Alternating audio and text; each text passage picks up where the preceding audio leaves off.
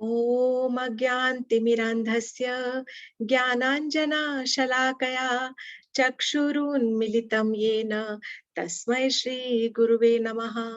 वाञ्छकल्पतरुभ्यश्च कृपासिन्धुभ्य एव च पतितानां पावनेभ्यो वैष्णवेभ्यो नमो नमः।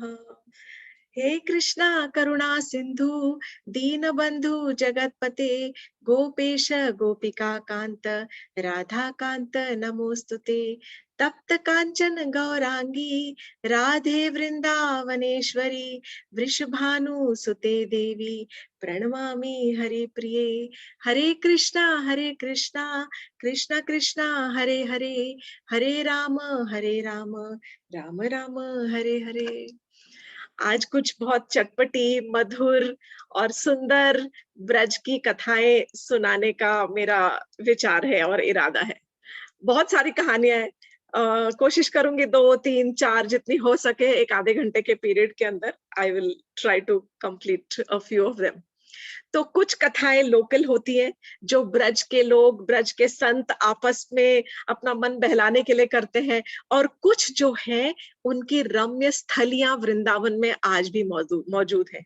कभी भी जाएंगे, रूप गोस्वामी अपनी कथाओं के अंदर लिखते हैं कि वृंदावन धाम में 6600 कोटि 6600 crores 6600 कोटि स्थान है जहां पर कृष्ण भगवान जी की लीला स्थलियां कहलाती है।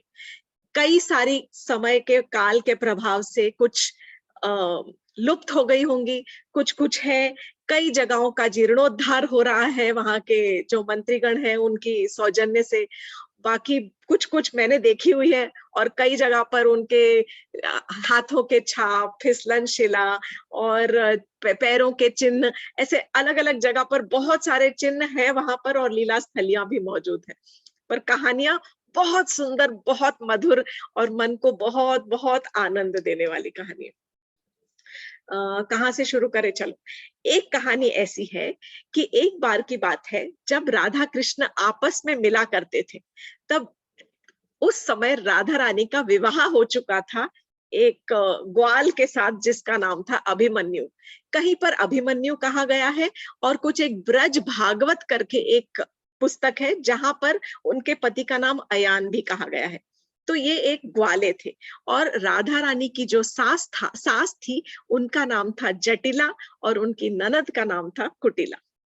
कृष्ण के साथ विवाह अलग हुआ था, पर this is a separate which she was married. We'll come on this. इस टॉपिक के ऊपर हम फिर से कभी चर्चा करेंगे राधा कृष्ण के विवाह के बारे में। तो राधा रानी अपनी ससुराल में अपने गृह कार्य में मस्त थी, काम कर रही थी। यहाँ पर कृष्ण जो थे वो पहुंचे कोकिला वन में, और उनका मन हुआ कि मैं अब मेरा मन कर रहा है कि मुझे राधा से मिलना है। जब जब मन करता था तब वो अपनी बांसुरी लेकर और बांसुरी पे 8वां सुर लगाते थे। कृष्ण की बांसुरी का 6ठा सुर उनकी गैया के लिए होता था, और 8वां सुर केवल राधा को ही सुनाई पड़ता था। और ऐसा उनका 8वां सुर जब लगाते थे बांसुरी के ऊपर, तब राधा रानी एकदम विवल हो उठती थी और एक्साइटेड और व्याकुल हो उठती थी कि अरे अब मुझे जाना है, अब मुझे जाना है, अब मुझे जाना है, कृष्ण बुला रहे हैं। कृष्ण वहां पर बांसुरी पे 8वां सुर लगा रहे थे, और यहाँ पर राधा रानी से सब काम छूट गया और सोचने लगी अब मैं कैसे जाऊं, कृष्ण मेरी राह देख रहे होंगे, मैं कैसे जाऊं। उन्होंने अपनी एक मटकी उठाई और सर में से घूंघट काढ़ के और बाहर निकलने लगी। तो सास ने पूछा, बहुरिया कहाँ जा रही हो? तो राधा रानी बोली, अरे अम्मा वो पानी खत्म हो गया है ना घर में, तो मटके में पानी भरने जा रही हो जमुना जी किनारे। तो बोली, अरे अरे बहुत सारा पानी पड़ा है, बाकी सारे मटके भरे पड़े हैं, तो छोड़ दे, अभी जरूरत ना है, जाके अंदर अपना काम कर। और राधा रानी बेचारी मटकी उठा के अंदर चली गई, जा ही ना पाई।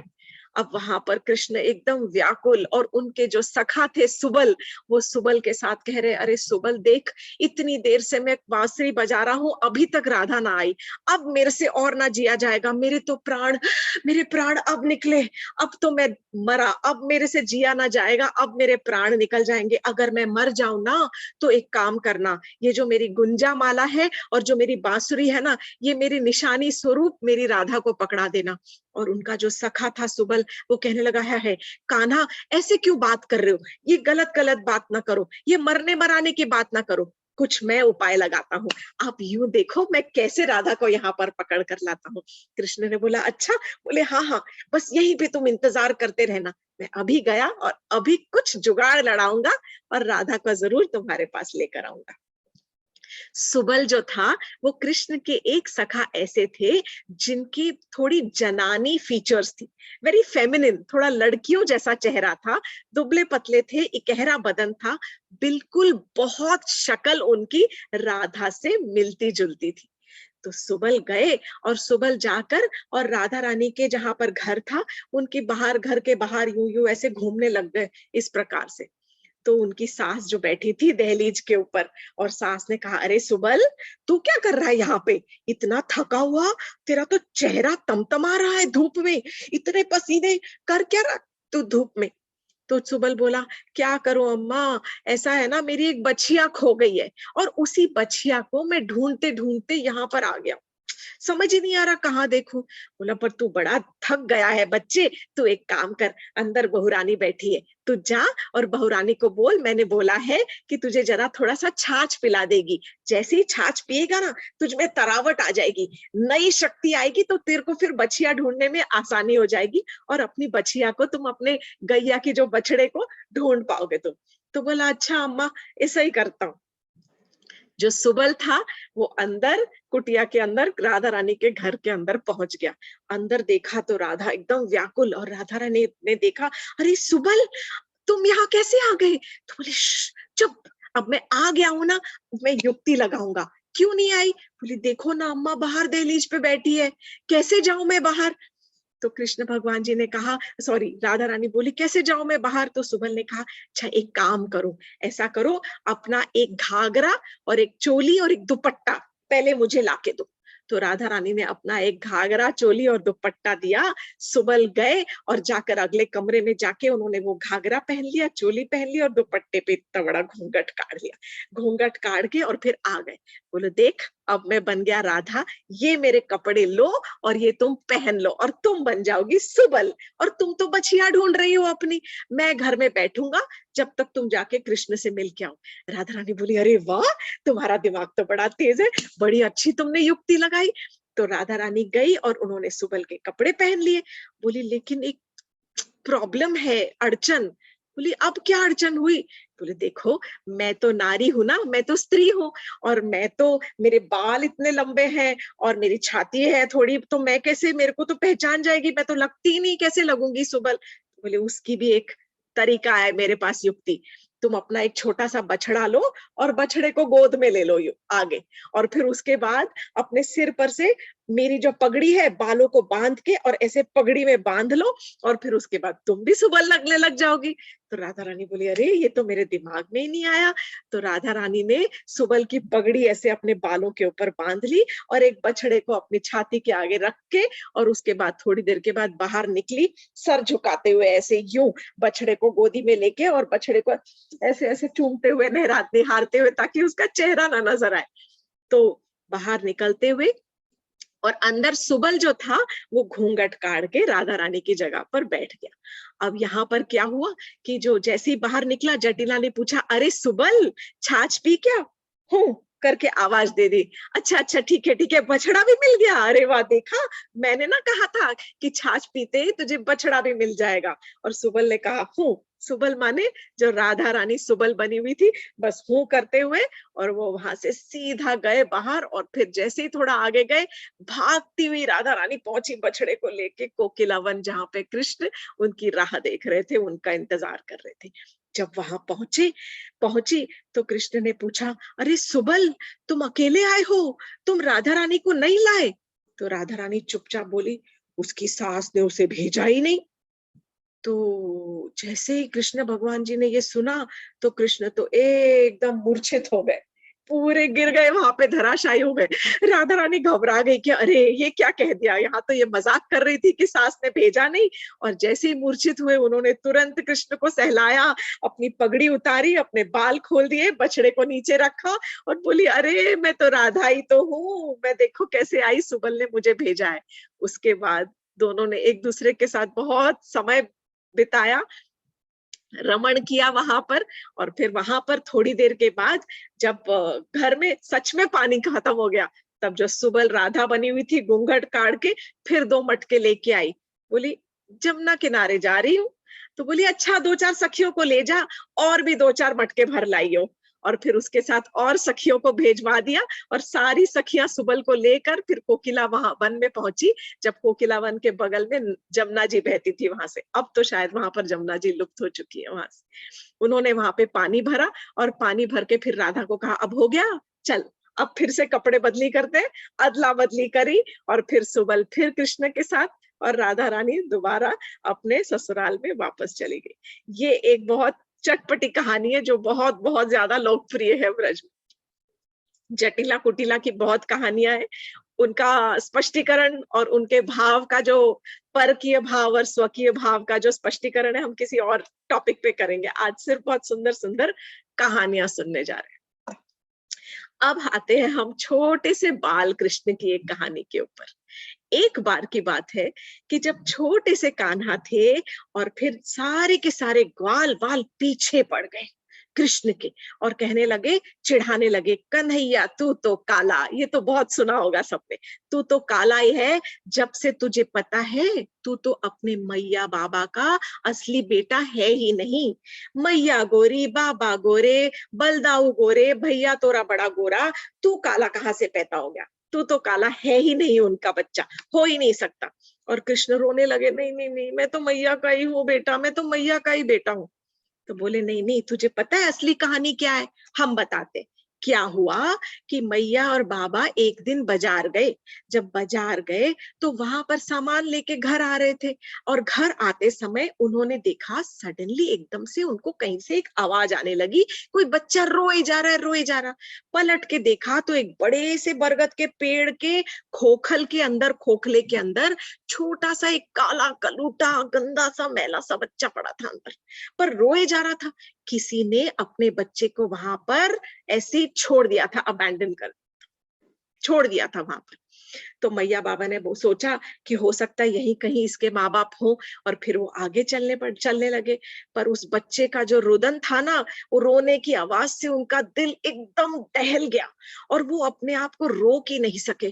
काफी दूर इधर उधर भटकते रहे, बाजार में सोचते रहे कहीं इस बच्चे के मैया बाबा मिल जाए, पर वो तो मिले ही नहीं। फिर उनको इतनी दया आई और इतना इतना बुरा लगा कि वो उस बच्चे को उठाकर फिर अपने घर ले आए। अरे वही तो तू बच्चा है, वो काला कलूटा। और फिर तब उन्होंने तुझे गोद ले लिया। अब कृष्ण रोते रोते रोते बोले, नहीं नहीं, ये तो सच नहीं हो सकता, ये तो गलत, झूठ बोल रहे हो। बोले नहीं, जा पूछ ले अपनी मैया से। कृष्ण घर पहुंचे और बोले कि बहुत बुरा हुआ, बहुत बुरा हुआ आज। तो बोले क्या हुआ? नहीं मैं नहीं बताऊंगा, मैं नहीं बताऊंगा। रोते गए रोते गए रोते गए। फिर मैया आई और मैया ने बोला ये तो मेरे से संभल ही नहीं रहा, और मैया ने जाके कान्हा को और नंद बाबा की गोद में बिठा दिया। बोले आप ही संभालो, अब मैं तो थक गई, मैं तो इतनी देर से इसको प्यार कर रही हूँ, पुचकार कर रही हूँ, ये तो रोए ही जा रहा है, और इसका रोना अब मुझसे ना देखा जाएगा। यशोदा भी रोती जाए। फिर बाबा ने पूछा, अरे लल्ला क्या बात क्या है, जरा बात तो बता। तो ये कान्हा बोले, मेरे सारे सखा मुझे चिढ़ाते कि तू काला है, तू नंद बाबा का, तू अपने बाबा का बेटा है ही नहीं, तुझे तो वो उठा के लाए थे, बाजार से उठा के लाए थे, ऐसे ऐसे पेड़ में मिला था। तो बोले ना ना, ये सब झूठ मूठ की बातें हैं, सच में तो तू हमारा ही बेटा है। तो बोले फिर मैं काला क्यों हूं? बोले ऐसा है ना बेटा, जो तेरा बड़ा भैया है वो तो दोपहर को 12 बजे भरी धूप में पैदा हुआ था, भरे दिन में। जो दोपहर को 12 बजे पैदा हुआ तो वो गोरा हो गया, और तू आधी रात को पैदा हुआ, जब आधी रात को इतना अंधेरा था, बत्ती भी नहीं होती थी, ऐसे जलानी पड़ती थी माचिस से, तीली कुछ नहीं मिला, अंधेरी रात में पैदा हुआ तो तू काला हो गया। छोटे से कृष्ण थे। बोले हाँ ये बात सही है। और बाबा ने उनको गले लगा लिया, बहुत पुचकारा, चूमा, चुप कराया। मैया उनके लिए मिठाई लेकर आई, और फिर वो बात मानकर चुप हो गए। अब यही बात जो थी, कुछ समय बाद जैसे थोड़े बड़े हुए, फिर गोपियों ने चिढ़ाना शुरू किया। अब तक तो केवल ग्वाल सखा बाल चिढ़ाते थे, अब जब गोपियों ने चिढ़ाना शुरू किया तो बताओ गोपियां क्या कहती है? गोपियां कहती है तुम काले हमें पता है क्यों हो, क्योंकि तुम पैदा ही काले हुए थे, तुम माँ बाबा के हो ही नहीं। तो कृष्ण कहते हैं नहीं नहीं, बच्चा तो मैं अपने माँ बाबा का ही हूँ, पर क्या है ना, बचपन से मेरी अम्मा ने मुझे जमुना जी के काले पानी में नहला नहला के और सांवला बना दिया, काला हो गया मैं। तो गोपियां हंसने लगी, बताओ बिना बात के जमुना जी को दोष दे रहा है, हम भी तो रोज जमुना नहावे हैं, तू कोई अकेला है जो जमुना जी में स्नान करता है जो तू काला है? ना ना ना, ये बातें ना चलेंगी। तो बोले तेरा, कृष्ण कहने लगे तुम्हारा दिल काला, तुम्हारी मटकी काली, तुम्हारी आंखें काली, तुम्हारी घूंघट काला, तुमने जो घूंघट काट रखा है ना, घूंघट की आड़ से देख रही हो, इसीलिए मैं काला नजर आ रहा हूं। तो बोले अच्छा, ऐसे तुम्हें लगता है कि हमारा दिल काला और हमारा घूंघट काला और घूंघट की आड़ से तुम काले नजर आ रहे हो? लो हमने घूंघट उठा दिया। अब घूंघट उठाया तो भी तू काला ही है, कहाँ से गोरा हो गया? तो कृष्ण बोले अरे मुझे मत रचाओ, मुझे मत बनाओ, मैं तो जैसा हूं वैसा हूं। तुम्हारी आंखों में जो काला काला काजल लगा है ना, ये काले काजल के कालक से ही तुम्हें मैं काला नजर आ रहा हूं। सच में तो मैं इतना काला ना हूं, मैं तो सांवला हूँ, सुंदर और सलोना हूँ। और ये कहकर और उन्होंने गोपियों को वहां से हंसा के और फिर नाचना शुरू कर दिया और गोपियों से मक्खन खा के और अपना मन बहला लिया। तो इस तरह की जब उनकी गोपियों के साथ में वार्ता होती थी, तो ये सिर्फ एक लीला इसलिए होती थी क्योंकि गोपियां हमेशा घूंघट काढ़े रहती थी और गोपियों के मन में होता था कि हम किस प्रकार घूंघट को हटाकर अपने छोटे से बच्चे कृष्ण के दर्शन करें। और सिर्फ यही एक कारण होता था जब कृष्ण कहते थे घूंघट हटा के देख, तब मैं नजर आऊंगा, मैं इतना भी काला ना हूं।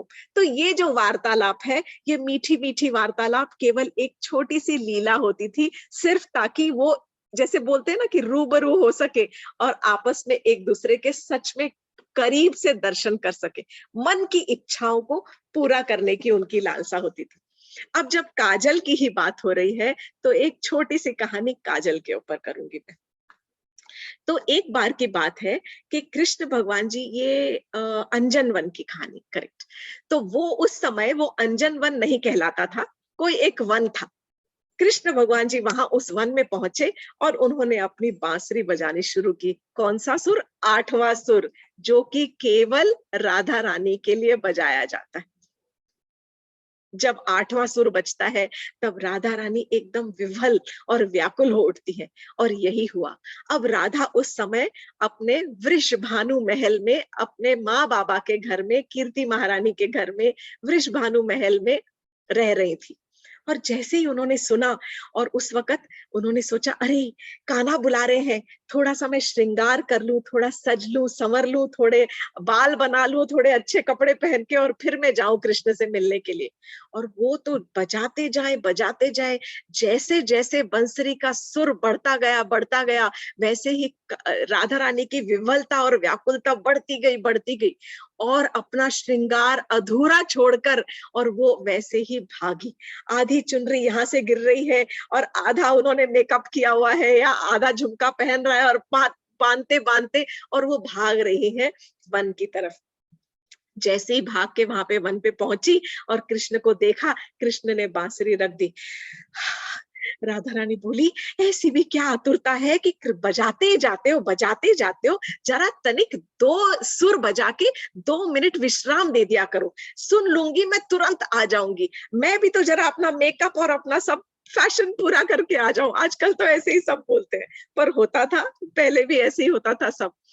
तो जब भागते हुए आए तो कृष्ण ने देखा राधा रानी को और देख देख कर उसको हंसने लग गए, हंसी आ गई कृष्ण को और बोले अरे ये क्या है, आधा अधूरा श्रृंगार कर तुम भागती हुई आ रही हो। तो बोले क्या करूं, एक तो मैं इतनी मुश्किल से अपना श्रृंगार करते करते और मैं इतनी तेजी से भागते हुए आ रही हूँ और तुम मेरा मजाक उड़ा रहे हो, लज्जा आनी चाहिए तुम्हें। तो बोले नहीं नहीं, देखो अब मैं जो तुम्हारे नैनों में देख रहा हूँ, तो तुम्हारे नैनों में काजल भी नहीं लगा हुआ है। आओ प्रिय, मैं तुम्हारे नैनों में काजल लगाऊंगा। तो उन्होंने क्या किया, राधा रानी को वहां पर एक शिला पर बिठाया और बिठाकर पास में एक और रखी हुई शिला थी, जिसे आज भी वहां पर वो शिला है, कजरोठी शिला के नाम से जानी जाती है। अंजनी शिला, उन्होंने वो शिला को अपने हाथ से ऐसे खरोचा और खरोच कर उसमें से राधा रानी की आंखों में अपने हाथों से उन्होंने काजल लगाया और राधा रानी के बाल ठीक किए और राधा रानी के कुंडल ठीक किए और इस प्रकार उनका श्रृंगार किया। तो बात यहाँ पर से ये जो छोटी सी जो लीला है कि कृष्ण भगवान जी ने स्वयं राधा रानी का श्रृंगार, अधूरा श्रृंगार पूरा किया, इसको हमारे जो गुरु हैं, हमारे जो साधु हैं, उन्होंने इसके ऊपर व्याख्या इस प्रकार की है कि भगवत गीता में एक श्लोक आता है, मैं अभी वो इस वक्त मैं चलो आपको थोड़ा सा पढ़ के ही सुनाती हूँ। श्लोक आता है, अनन्यास चिंतयन्तो माम ये जनः पर्युपासते तेषाम नित्य अभियुक्तानाम योगक्षेमम वहाम्यहम्, कि जो अपनी उपासना के हिसाब से जो मेरी प्रार्थना करते हैं, जो मेरी उपासना करते हैं, जिस श्रद्धा से करते हैं, जो उनकी कमियां होती हैं उनको मैं पूरा करता हूँ और जो उनकी खूबियां होती हैं उनको मैं स्वयं बढ़ाकर सबके सामने प्रकट करता हूँ। तो जब कृष्ण भगवान जी ने इतनी बड़ी बात भगवत गीता में स्वयं करी है, मैं उसी की व्याख्या यहाँ पर लागू कर रही हूँ। तो संत कहते हैं कि कृष्ण भगवान जी ने, राधा रानी ने जो थोड़ा सा जो अधूरा छोड़ा था, कृष्ण भगवान जी ने अपने हाथों से उसको पूरा किया। जब उनके वो श्रृंगार को पूरा कर सकते हैं, तो वो हमारी भक्ति के 4 कदमों को जब हम चलकर आगे बढ़ते हैं, तो कृष्ण भगवान स्वयं अपने हाथों से हमारी कमियों को पूरा करने के लिए हमेशा उत्सुक रहते हैं और हमेशा अग्रसर रहते हैं। He is always ready to fulfill, to cover up our समझो जो हमारी कमियां हैं उनको पूरा करने के लिए वो हमेशा तत्पर रहते हैं। हमें ये अगर हमेशा हमें ध्यान रहेगा कि जब, हमेशा मैं यही कहती हूँ, हम अगर 4 कदम चलेंगे, हमारी जो कोई भी अगर त्रुटियां भी हो जाती है, हमसे जो गलतियां भी होती हैं, उनके ऊपर भी कृष्ण पर्दा डालने को तैयार है, हमारी त्रुटियों को नजरअंदाज करने पर तैयार है, हमेशा कृष्ण तैयार है और वो स्वयं आकर और हमारे अधूरी भक्ति को पूरा करेंगे। जिस प्रकार उन्होंने राधा रानी के अधूरे श्रृंगार को पूरा किया, उसी प्रकार वो हमारी अधूरी भक्ति को भी पूरा करने के लिए जरूर हमारी मदद करेंगे। Think we have time, so one more little story I will tell you, बहुत इंटरेस्टिंग। ये जो है कहानी बहुत उस समय की, जब कृष्ण भगवान जी बहुत बहुत छोटे थे, मुंह में दांत भी नहीं थे, थोड़ा थोड़ा तुतला तुतला के बोलते थे, गोकुल में रहते थे और गोकुल में बहुत सारे दानवों का, असुरों का प्रकोप हो रहा था। जब ये असुरों का प्रकोप हो रहा था, उस समय जो नंद बाबा के बड़े भाई थे, नंद बाबा 6 भाई थे, नंद बाबा वाज द थर्ड, उनसे छोटे और 3 थे और उनसे बड़े 2 और भाई थे। तो नंद बाबा के जो सबसे बड़े भाई थे उपनंद, उन्होंने अनाउंस कर दिया कि हम सब गोकुल छोड़कर यहाँ से नंदगांव की तरफ चले जाएंगे, प्रस्थान करेंगे, क्योंकि यहाँ पर सारे असुरों का प्रकोप बढ़ गया है। सारा गांव तैयार हो गया, बड़े बड़े छकड़े निकाले गए, बड़े बड़े क्या बोलते हैं, ठेले और कार्ट्स, और जिनके जो बड़े थे लोग थे उनके रथ निकले, जो भी छकड़े और सब निकाल के, और सब बैठ के अपने पोटलियां बांध के, सामान लाद के, और बड़ा सा कारवान, गोकुल से कारवां निकल के जा रहा है नंदगांव की तरफ। चलते चलते एक छकड़े के अंदर, एक काट के अंदर यशोदा मैया बैठी थी और यशोदा मैया की गोदी में उनके छोटे से कृष्ण लाला बैठे थे और बिल्कुल तोतली बोली बोलने वाले कृष्ण बैठे थे। अब वो चलते जा रहे हैं, चलते जा रहे हैं, लोगों की कारवां कैसे चलता है, आगे आगे गाड़ियां चलती हैं, उनके जैसे छकड़े हैं, ठेले हैं, सब चल रहे हैं, घोड़ा गाड़ी है, टांगा है, वो सब चल रहा है, बैलगाड़ियां चल रही हैं, और फिर पीछे पीछे लोग चल रहे हैं, धीरे धीरे आ रहे हैं। अब उसी पूरी सी लंबे से कारवां में एक बुढ़िया थी, 105 वर्ष की बुढ़िया अम्मा जी थी, और वो जब देख रही थी छोटे से लाला को अपनी माँ के गोद में बैठे हुए, तो उनके मन में ये विचार आया कि अरे इतना सुंदर बालक, इतना प्यारा बालक, मेरा मन कर रहा है कि ऐसा बालक मेरी गोदी में बैठता, काश मेरे भी ऐसे भाग्य जागते कि ये जो लाला है, ये जो कृष्णा है, इसको मैं अपनी गोदी में बिठा पाती। ये बुढ़िया के मन का ख्याल है। अब कारवां चल रहा है, एक जगह पर पड़ाव डाला, उस जगह का नाम था छठीकरा। आज भी वही के एक गांव है, these places are still there actually. So Chhatikara में पड़ाव डाला और वहां पर सारा का सारा कारवां रुका। अब जैसे ही रुका तो प्रॉब्लम क्या हुई कि कृष्ण भगवान जी चलते चलते जब चल रहे थे, क्यों रुका ये मैं आपको बताती हूँ, सॉरी गलती से आगे बढ़ा ली कहानी मैंने, तो बह गई मैं धारा में। तो क्या हुआ, कृष्ण भगवान जी कहने लगे अपनी मैया से, मैया वो का है, एक चीज कुछ देखा उन्होंने और मैया से पूछ रहे, मैया वो का है, तो मैया बोल रही वो तो तोता है। तो मैया ने बोला, अच्छा तोते के पास कौन है, तो बोले तोते के पास उसकी पत्नी है तोती। तो बोली अच्छा ठीक है। कृष्ण भगवान जी चुप हो गए।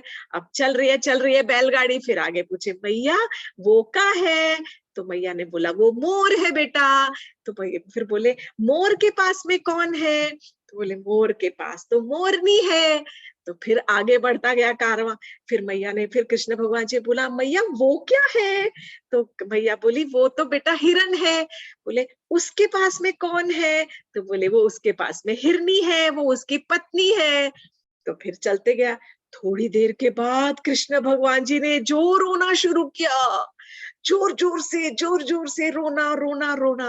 और रोना बच्चे का तो मैं देख रही हूँ, सब इतने बड़े बड़े यहाँ पर कुछ दादियां नानियां बैठी हैं, सबको पता है कि जब बच्चा रोता है तब भले वो प्राइम मिनिस्टर हो या जज हो या कोई भी देश का प्रधानमंत्री हो, बच्चे का रोना सुनकर सब अपना काम छोड़ के बच्चे की तरफ देखने लग जाते हैं कि भैया बच्चे को किसी प्रकार से लुभाओ, चुप कराओ, मिठाई खिलाओ, शहद चटाओ, पर चुप कराओ। बच्चे का दर्द किसी से नहीं देखा जाता। मैया बोली क्या हुआ, रो क्यों रहा है लाला, तो मैया तो कृष्ण भगवान जी बोले, मेरी पत्नी कहाँ है, सबकी पत्नी है, मेरी पत्नी कहाँ है। तोते की तोती, मोर की मोरनी, हिरन की हिरनी, मेरी पत्नी कहाँ है। तो बोले लाला तू अभी बहुत छोटा है, थोड़ा बड़ा हो जाएगा, जैसे ही बड़ा हो जाएगा सबका समय आता है, जब समय आएगा तो तेरा भी ब्याह करवा देंगे, और तेरा ब्याह करवाएंगे तो तेरी भी पत्नी आ जाएगी। ना ना ना ना, मैं तो अभी नहीं जाऊंगा आगे, मुझे तो पत्नी चाहिए, मुझे पत्नी चाहिए, मुझे पत्नी चाहिए। जो भी अपनी भाषा में उन्होंने बोला होगा, ब्रिज भाषा में, मेरो भी ब्याह करवाओ, मुझे बीवी चाहिए, पत्नी चाहिए। और रोए गए, सब आए, नंद बाबा आ गए, बाकी बड़ी बड़ी गोपियां आई, सबने समझाने की कोशिश की, बोली नहीं सबकी है, मेरी ना है, ऐसे कैसे हो सकता है, मुझे भी पत्नी चाहिए। अब वो चलते चलते जब आगे गए तब रुक गया, सारा कारवान रुक गया, ठहर गया। सारी गोपियों को लाइन से खड़ा कर दिया गया। कैसी गोपियां, बालिका गोपी, यौवन गोपी, बुढ़िया गोपी, अधेड़ उम्र की गोपी, दादी गोपी, नानी गोपी, जितनी गोपियां थी सबको खड़ा किया और सबको लाइन से बोला, अच्छा ठीक है चलो आ जाओ, तुम्हारा भी ब्याह करवा देते, ठीक है तुम चुपचाप बैठो, सबको लाइन से एक एक बुलवाएंगे, जो तुम्हें पसंद होगा तुम्हारा उससे ब्याह करवा देंगे। तो कृष्ण भगवान जी बोले ठीक, खुश हो गए। अब छोटी छोटी बच्चियां आ रही है गोपी, और उसके बाद में नहीं नहीं ये नहीं, नेक्स्ट, नहीं ये नहीं, नेक्स्ट। फिर थोड़ी सी और बड़ी गोपी आई, नहीं ये नहीं, नेक्स्ट। 1 2 3 4 5 6 10 15 20 25, इस प्रकार की सब गोपियों को वो मना करते रहे। जब मना करते करते उसके बाद में धीरे धीरे बड़ी गोपी, अधेड़ उम्र की गोपी सब आ गई। अब आई बुढ़िया गोपी, 105 बरस वाली गोपी आई, और जैसे ही वो आई 105 बरस वाली गोपी, हाँ यही तो है, मुझे इसी से ही ब्याह करना है। और सब देखने लगे, अरे ये कान्हा को पसंद भी आई तो कौन पसंद आई, 105 बरस वाली गोपी। तो बोले मैया आजा भैया, तू ही पसंद है, तेरे से ही ब्याह करेगा मेरो लाला, तू आजा आजा आजा। बैलगाड़ी पे बुलाया, बैलगाड़ी पे बिठाया, और गोद में कृष्ण भगवान जी को वो मैया की गोदी में बिठा दिया। बोले लो आ गई तेरी पत्नी, कर ले इसके साथ ब्याह, ऐसा क्या तुझे पसंद आया ये मैया के अंदर, ये दादी अम्मा के अंदर। तो बोले तो बिल्कुल मेरे जैसी है ना, या के मोढ़ा माँ भी दांत ना है, मेरे मोढ़ा माँ भी दांत ना है, मतलब इसके मुंह में भी दांत नहीं है, मेरे मुंह में भी दांत नहीं है, तो हम एकदम राम मिलाई जोड़ी है, इसकी और मेरी जोड़ी एकदम मिलती है। और सब कृष्ण खुश, मैया भी खुश, क्योंकि कृष्ण ने वो मैया गोपी के मन की बात जान ली, और क्या तो ही खेल रचा। उनके मन की बात जानकर उनके मन का इच्छा पूरी करने के लिए, और फिर कारवां चलता और चलता चला, और फिर आगे की कहानी जैसे सब समझ गए होंगे कि दिस इज हाउ। सो ये खेल रचते थे कृष्ण भगवान जी उस समय भी। जब उस समय कर सकते हैं तो आज भी कर सकते हैं। केवल अपनी इच्छाओं को भौतिक इच्छाओं के रूप से निकाल दो। उसकी इच्छा क्यों पूर्ण की गई? क्योंकि उसकी इच्छा कृष्ण से मिली हुई थी। वो केवल कृष्ण को ही प्रेम अपना प्रकट करना चाहती थी। जो भी हमारी इच्छा अगर भौतिक इच्छाओं से जुड़ी हुई है, तब वहां पर कृष्ण भगवान जी एक फिल्टर लगा देते हैं। कैसा फिल्टर होता है? Do you desire and do you deserve. अगर आप डिजर्व करते हो उसको, तो आपकी वो इच्छा पूरी होगी। और कैसे डिजर्व करोगे? अपने कर्मों के, अपने लेखा जोखा के ऊपर। लेकिन अगर आप सिर्फ केवल कृष्ण के प्रति अपनी कोई भी इच्छा प्रकट करोगे, अपने कृष्ण के प्रति प्रेम, मैं तो कृष्ण का नाम ले रही हूँ क्योंकि मैं कृष्ण भक्त हूँ, आप अपने प्रभु का नाम ले लीजिए। जो भी आप अपने प्रभु की तरफ भक्ति में बढ़ने के लिए जिस प्रकार की भी इच्छा करोगे, आप देखिए भगवान कैसे साधन जोड़ते हैं और आपकी इच्छाओं को पंख लगाकर उड़ने के लिए तैयार कर देते हैं। तो आज की कथाएं बहुत सारी है, पर आज की कथा short and sweet, we will end here, and Hare Krishna, thank you very much. I hope you have enjoyed. I'm sure कि आपको सबको मतलब अच्छी लगी होंगी, रोचक लगी होंगी कहानियां। धन्यवाद। जय श्री कृष्णा और हरे कृष्णा।